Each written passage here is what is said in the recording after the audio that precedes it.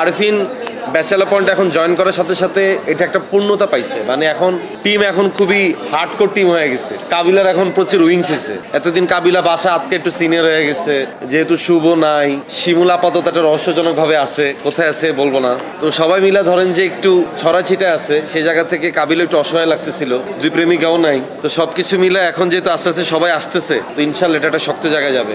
রাজত্ব আসলে আমাদের কন্টেন্টই তো রাজা, আমরা সবাই মিলে এটার রাজা, আমরা সবাই মিলে রাজত্ব করি। সো আমি মনে করি যে ব্যাচেলার পয়েন্ট এমন একটা জিনিস, সে আসলে একা রাজত্ব করার কিছু না, এটা একটা টিম।